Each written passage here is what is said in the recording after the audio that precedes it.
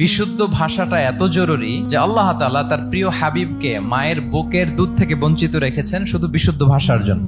একজন মানুষ সর্বপ্রথম কোন জিনিসের প্রেমে পড়ে জানেন? কথার প্রেমে পড়ে। কথার ধরন, কণ্ঠস্বর, তার অ্যাটিটিউড, তার শব্দের জাদু, এটা মানুষের হৃদয়কে জয় করে ফেলে। তো রাসূল সাল্লাল্লাহু আলাইহি ইসলামের এই এলোকোয়েন্স ছিল। তিনি বলতেন আল্লাহ তাআলা আমাকে সর্বমর্ম বাচন ভঙ্গির অধিকারী করেছেন। মানে উনি যেটা বলতেন এটা ছিল very precise in wording but comprehensive in meaning. এটার যে দোতনা, এটার যে appeal to the heart of the people, to the heart of the listener, এটা অসাধারণ। মানুষের হৃদয়কে জয় করে ফেলতো। আল্লাহু আকবার। তিনি এমন ভাবে কথা বলতেন, কথার মাঝখানে মাঝখানে পজ দিতেন, মানে একটু থামতেন যাতে করে শ্রোতারা বুঝতে পারে। এত চমৎকার করে ওনার প্রেজেন্টেশন ছিল, বক্তব্য মালাগুলো ছিল, ফলে যারা শুনতেছে ইজিলি মুখস্থ করে ফেলতে পারত। রাসূল সাল্লাল্লাহু আলাইহি ইসলামের সবচাইতে বড় ভাষণটি ছিল বিদায় হজের ভাষণ, খুব সম্ভবত। ওই ভাষণের টেক্সট গুলোকে যদি একসাথে করা হয়, আমার মনে হয় 10 মিনিটের বেশি লাগবে না ওই টেক্সট গুলো পড়তে। তার মানে সবচাইতে বড় যে ভাষণ ওনার, ওটা কত ছিল? 10 থেকে 12 মিনিটের ভাষণ ছিল। আমরা তো ঘন্টার পর ঘন্টা বক্তব্য করি, তারপরেও তো আমরা মানুষের মনকে খুশি করতে পারি না। উনি সেই যে 1400 বছর আগে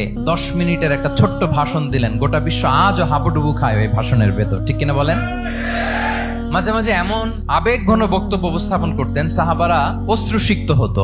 আবার যুদ্ধের ময়দানে যখন কমান্ড করতেন, তখন তিনি রেগে যেতেন। উঁচু কণ্ঠে তিনি কথা বলতেন, মনে হচ্ছে একজন সেনাবাহিনীর কমান্ডার তার ব্যাটালিয়নকে কমান্ড করছেন। আল্লাহু আকবার।